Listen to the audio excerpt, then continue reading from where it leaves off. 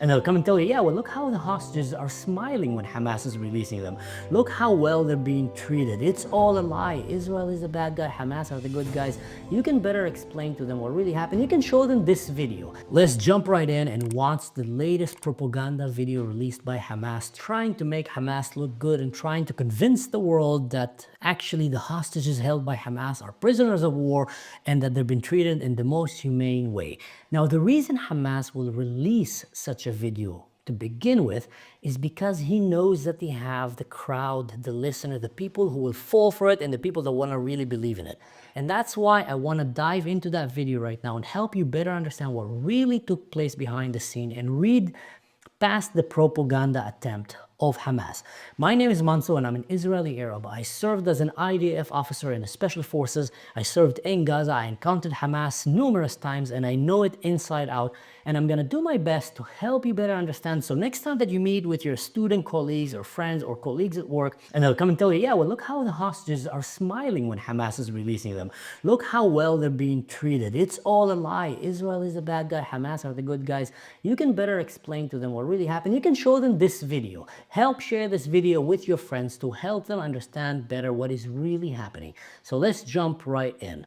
See, so in this video, it begins already with them smiling and laughing to the jokes of their captors. Now, there's a reason why they started with a smile, because they want you to believe that they've been treated well. Look how happy they are. But you need to understand something. These girls are not in a Disney camp. These girls have been kidnapped by ISIS-like terrorists and been held in captivity in the tunnels in the dark for more than 470 days. They did not see daylight. The only people that were around them were the people who murdered their friends, maybe their families, and the people that are holding gunpoints to their heads.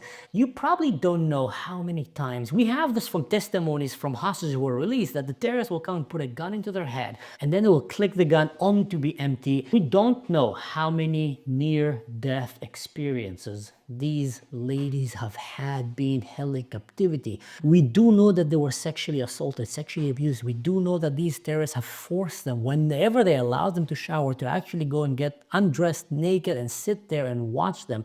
And after the shower, come and touch them and sexually assault them and do all kind of things with them. We do know that they were starved, that they were hungry, that they were beaten, that they were electrified, and that they were humiliated. You see, when you are being held captive, and we know that from many testimonies of prisoners of war, that the main thing that almost breaks a person is the psychological warfare that they play with him.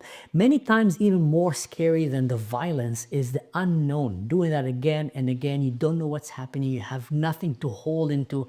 When I was in the Special Forces, they used to train us about how to handle being captured. And part of it is, being kidnapped and going through this whole experience. And I can tell you that the hardest part was not the violence, was not the physical pain, was not the hunger or the exhaustion. The hardest part was the unknown, not knowing what's coming next. And a lot of time it will bring that person who is right now deprived from his basic capability to defend himself. It'll bring that person to the point that they are just holding to the slightest kindle light in their mind that keeps them sane. That could be a picture, an image of their son, of their wife, of their parents, of their puppy, of something that they hold dear while everything is happening around. And now they're giving them this package as if it's some kind of a Disney camp, like I said, free McDonald's meal, and giving them a certificate as if they are prisoners of war. Now, why are they doing that? Because they want you to believe that they are prisoners of war and not kidnapped innocent civilians. And there's a huge difference. When an army fights an army and soldiers surrender, they are enemy combatant. The army will usually not let them go because they might come back and shoot and kill them. So they will take them as prisoners of war. But there is a Geneva Convention that came and said you can and you're allowed and you should take prisoners of war during times of war because you don't want them to go back and keep fighting against you, trying to win that war. But you must treat them in the most humane way and provide them with the basic humanitarian needs, which include constant regular visits by the Red Cross. That's one of the reasons that organization came to place, to be able to go and treat people, especially prisoners of wars, kidnapped and hostages, and etc. The Red Cross did not visit these girls even once. Not even one time. So they are not prisoners of war. Prisoners of war are not innocent civilians that they broke into their house, killed their families, raped their sisters, and took them with you as hostages to keep sexually assaulting them while holding them in tunnels and dark places and humiliating back and forth, back and forth. So when you see these girls now smiling, they're doing as they're told. They don't know. They might have been through that several times, back and forth. We're going to release you today only to bring them back and abuse them, beat them, and sexually assault them. I don't know what, just to play with their mind and break them, prepare them for the day that they can create a video like this that will be the greatest propaganda video that will fool so many students in the West. Now they're entering the car. You can see they're very hesitant. They don't know what's going on. The body language just speaks it all. See, these are the guys that are with them in the car. The girls are right now in the vehicle with these armed guys. They don't know if they're truly being set free right now. They have no idea. They don't have phones and Facebook. They're 470 days being kept in the dark with glimpses of allowing them now and then to hear the news, but only what they choose to let you hear as part of this whole psychological warfare game. And people in the streets are just chanting, Allahu Akbar, Hayba Harbar, all kind of calls for the destruction of the Jews. The last time these girls were in vehicles like that, mind you, was when they got kidnapped into Gaza, which was a horrific experience. And many of us have seen these videos where they were dragged into Gaza, some of them naked bodies, and were taken into captivity. So that probably must be bringing some of these traumas and fears. They might be terrified right now in the car. Red Cross. Red Cross have basically became, the Red Cross have became the Uber for Hamas, for radical jihad. Nothing more, nothing less. I've lost a lot of my respect to that organization, seeing how they behaved in Gaza and how they refused to actually pressure Hamas and hold them accountable for their crimes. Because that's what they should do. At least if you're not letting them come and treat the wounded, they should raise some kind of a voice, but they didn't do that. And that just shows you the shame on the Red Cross, because the Red Cross ended up being used only as Uber drivers for Hamas on demand. Hey, Hamas, الصليب الأحمر تعالوا هون, come here, we need an Uber to drive from here to there. Oh, can I come look at the girl? Be quiet, you can't look at the girl. Yeah, take it from here to there. And that's what they basically did.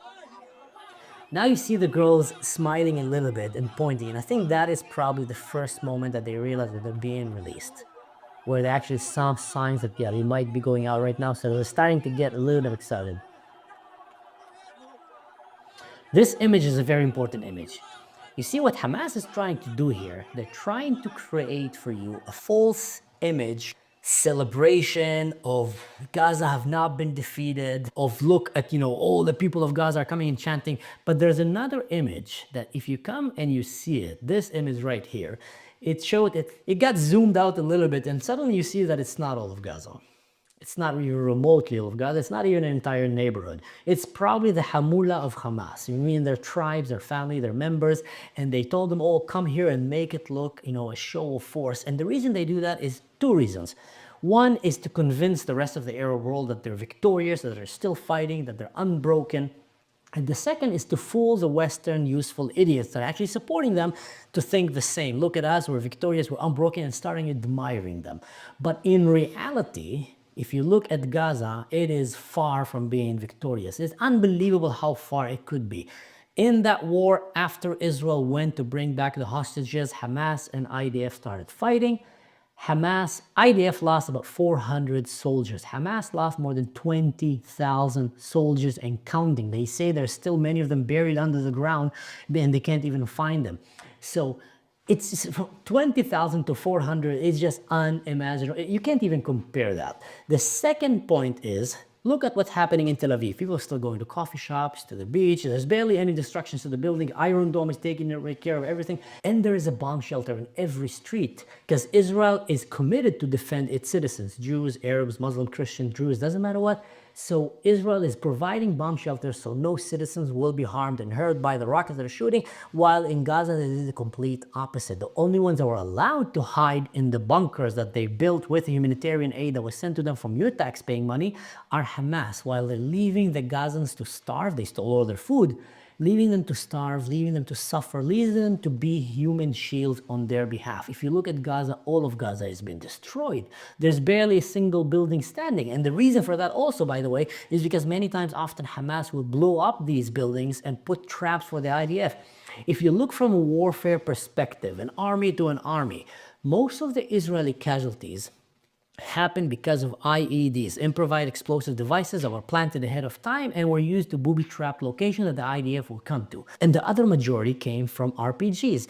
A Hamas terrorist will come out of a tunnel dressed like a civilian and will shoot an RPG and will try to run right back into the tunnel to hide like a coward. Most of the time he will actually be killed right after he shot the RPG, but still, this is not a heroic way of fighting. And even with that cowardice tactic, still the IDF had minimal casualties compared to maximum casualties on the other side. So by every definition, from a military expertise point of view, they have lost terribly. There is literally nothing that they can claim aside from managed to survive by hiding like cowards and using human shields. That's their only redeeming, I won't even call it redeeming, they're only quality and say, yes, we did that and it worked. It didn't kill us because we used human shields, women and children, and we hid underground. If you look at their uniform in these videos are completely clean and ironed.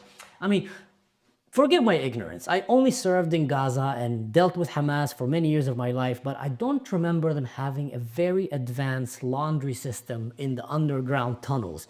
And I doubt that they were able to iron and clean the uniform for 15,000 remaining Hamas soldiers, I don't know the exact number, just the day before the hostage release to let them go out. I mean, come on guys, what really happened is immediately after October 7, when they kidnapped Israeli citizens, including women and babies, 1-year-old babies, and they went into Gaza, they took their uniform away, they hide them, tucked them in, zip backed them, and kept them for the day that Israel will declare ceasefire, for the day that they will manage to play the victim card, so the world will pressure Israel to force them to go to a ceasefire, and then they will take back these clean uniforms, go outside and declare victory, we won, and will create these false images just to fool you to believe that they are winning and that they are unbroken and that they're going to continue doing what they're doing, which actually they mean that. They do mean to continue doing what they're doing. And right after this, I can assure you that they probably started going on around Gaza and eliminating anyone who dared to speak against Hamas and establishing again their dominance over Gaza and depriving Gaza from the hope for a better future. So yeah, here they're signing the agreement with useless Red Cross staff. At least he wasn't smiling. And here you see the girls are running. Oh, I want to stop with this one. You got to watch this one. So look what happened here. That's how strong and admirable are Jewish Israeli women. These girls are probably understanding for the first time that they're actually being released, that it's not some kind of a twisted mind game that they're playing with them, they're actually being released. And the first one comes out and you can see the image. She was terrified seeing all these barbarian jihadists that has been so far, surrounding her in the tunnels are around. She doesn't know what's happening, but she just runs for it. The second one, the one with the green shirt, the Ninja Turtle, she pushed the terrorist away. The girl with no fingers just pushed him away and ran. And that is how powerful and admirable are Israeli women, the Israeli society and culture, even being held for 470 days underground by these rapist, misogynist jihadists who God knows what they've done to them. They still managed to keep their head up. And when they came out, they just pushed him. And she went back later on. And there's a video of her shouting to her mom, "Mom, I survived. They didn't kill me. I survived." And she did that, with her finger, which became some kind of a symbol of that victory of this war. She lost her finger. That's what I've heard. When Hamas broke into her house to murder her family and kidnap her, they tried to shoot her dog and she was trying to defend her dog and she lost her finger because it got shot.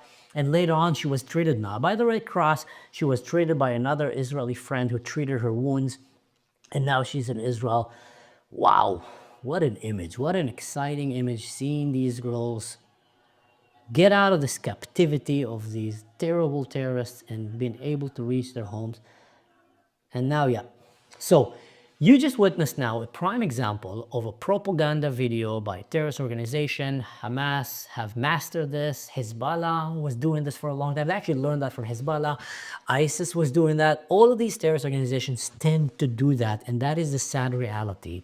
They do it for you. They do it for the West. So please don't be that useful idiot that fall for them. And if you were, admit your wrongdoings and actually listen to people who know what they're talking about and learn to change the way that you look at terrorism. There's nothing glorifying about it. There's nothing heroic about it. And what they did is a terrible crime of kidnapping human beings, depriving them from their basic rights, and then later on trying to portray themselves as the heroes when they release them after they managed to get their, sad to say, their demands of releasing other radical terrorists out of jail so innocent people can be released. That is terrorism for you. Like I said before, the reason that you saw them signing these papers is on purpose. Hamas is trying to make this look like an exchange of prisoners of war, because prisoners of war, when it comes to combat, the Geneva Convention came and said when an army meets an army and they came to fight, and then you defeat the enemy army and the soldiers surrender. Now, you're not there to kill them, you shouldn't execute them, but you don't want to let them go because then they're going to go and come back and keep fighting you, and your purpose is to win that war. That is why you went to war, or war was forced and brought upon you, and you should win that war. But when you take them as prisoners, you still need to treat them with the basic human right and dignity and respect. And that's where the Geneva Convention came in. Part of it was the Red Cross. The whole idea that they will be constantly visited by a team of doctors and medical care and mental care that will come and take care of them and make sure that nothing wrong and no one is breaking the rule. And if someone is, the international community can come and pressure them, stop what you're doing, or you're gonna get all of us coming at you, and etc. and etc. In Gaza, the hostages did not get one visit. Imagine how many hostages, hundreds of hostages, and not a single one of them received a visit from the Red Cross. What were they doing? What were their job? And you know what? If Hamas comes and tells you, no, you're not going to visit them, where was their voice? Why was there no condemnation? Why was there no pressure by the Red Cross on Hamas and telling, we're not going to play your game, we're not going to help you look good, you let us go and take care of these humans, of these women, to check that they're not pregnant, that you're not raping them, that you're not torturing them, to check that you're giving them some basic human rights. None of this existed. So that is the kind of Hamas that is the real Hamas. The real Hamas that invaded on October 7, that kidnapped these women, children, babies again, and were holding them in the most humiliating way underground.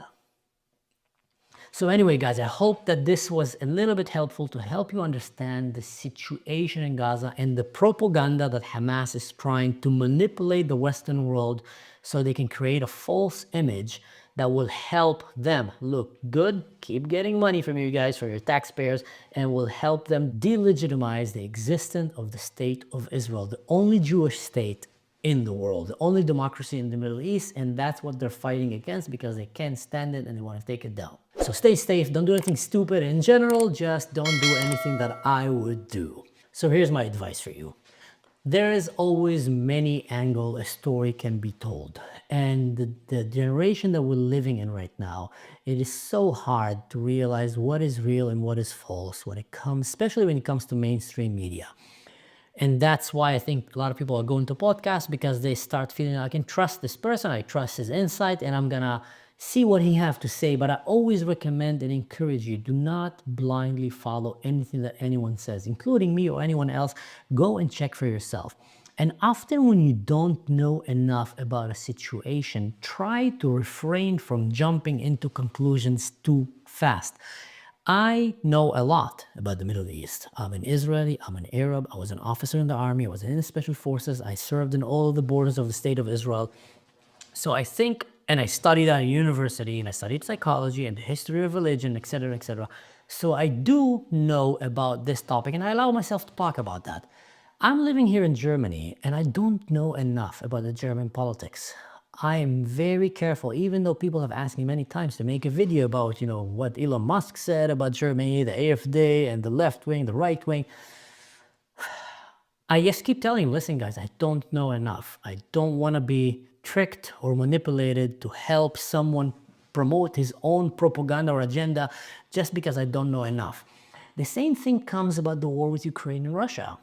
I think I know quite a lot of what's happening there, probably more than the average person, but even though I still don't let myself talk too much about it because there's a lot of things that I don't know.